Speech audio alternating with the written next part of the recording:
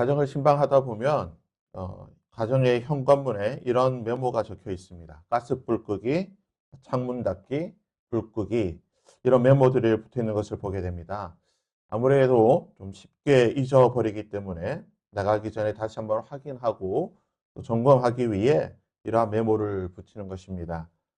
인간은 지상에 존재하는 모든 존재들 가운데에 가장 기억력이 좋은 존재입니다. 원숭이나 돌고래, 까마귀 이런 것들도 기억력이 있다고 하지만 인간처럼 오래 무언가를 기억하지 못합니다. 인간이 가장 좋은 기억력을 가지고 있습니다. 하지만 동시에 인간은 또 무언가를 잘 잊어버리는 존재입니다. 그래서 그 잊어버리는 것을 방지하기 위해 기억력을 보충하기 위해 메모라고 하는 좋은 방법을 사용하게 됩니다. 메모는 우리 일상에 아주 좋은 습관이지만 동시에 영적으로도 가장 중요한 습관이라고 할 수가 있습니다. 이스라엘의 교육 철학, 삶의 가장 중요한 원리는 쉐마 이스라엘이라고 불리는 신명기 6장 4절에서 9절까지 나오는 말씀입니다. 이스라엘아 들으라 우리 하나님 여호와는 오직 유일한 여호와이시니 너는 마음을 다하고 뜻을 다하고 힘을 다하여 내 하나님 여호와를 사랑하라.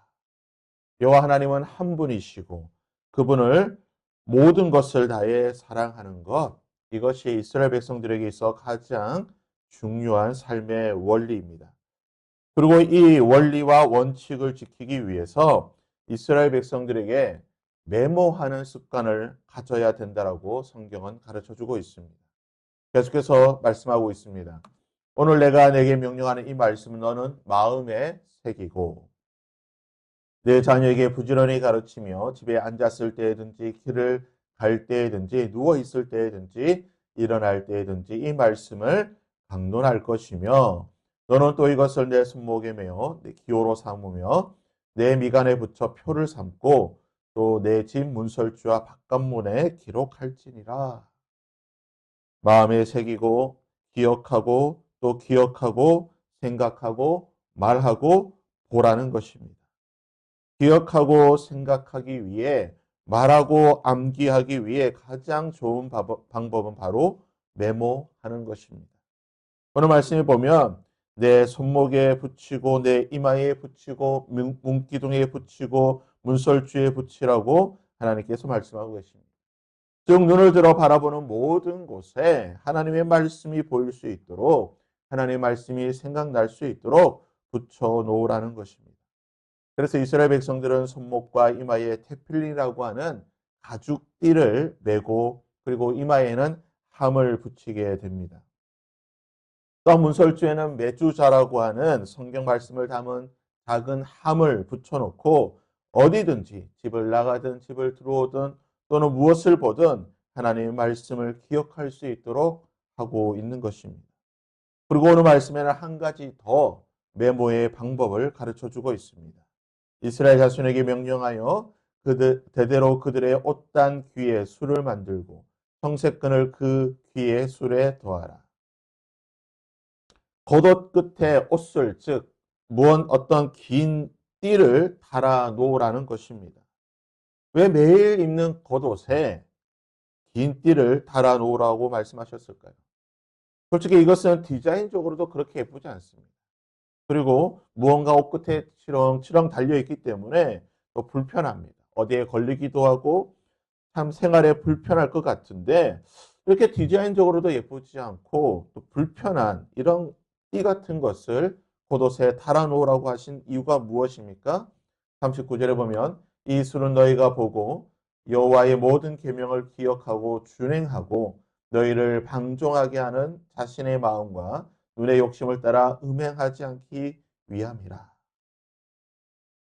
옷술에 달려있는 띠를 보고 하나님의 말씀을 기억하라는 것입니다.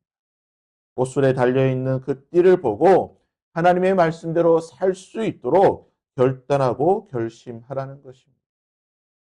예쁘지도 않고 불편한 때로는 귀찮기도 한 그 띠를 보고 내 옷에 달려있는 띠를 보고 또는 가족의 그 옷에 달려있는 띠를 보고 친구의 옷에 달려있는 그 띠를 보고 하나님의 말씀을 기억하라는 것입니다. 하나님의 그 말씀, 여호와 하나님은 유일한 하나님이시고 그 하나님을 마음을 다하고 뜻을 다하고 힘을 다하여 하나님을 사랑하라. 이것을 기억하고 이 말씀대로 살 수 있도록 그 띠를 보고 기억하라는 것입니다.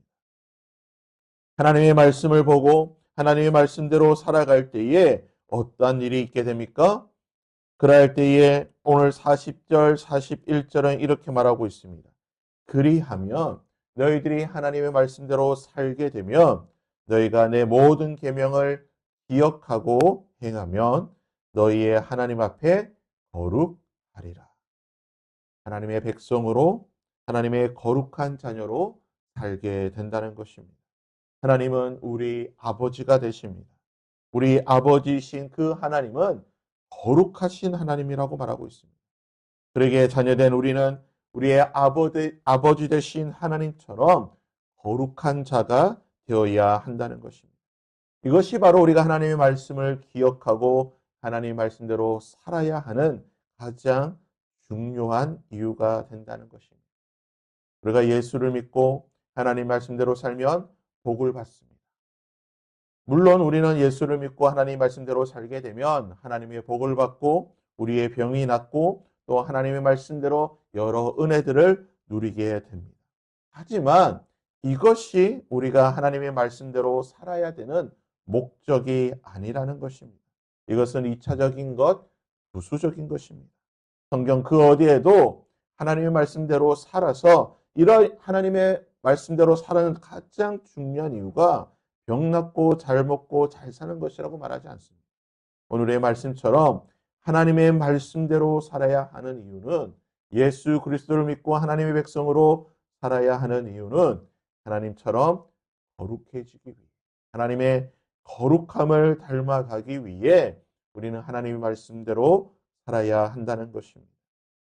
그러기에 먼저 그의 나라와 그의 의를 구하라. 그리하면 이 모든 것을 너희에게 더하여 줄 것이라.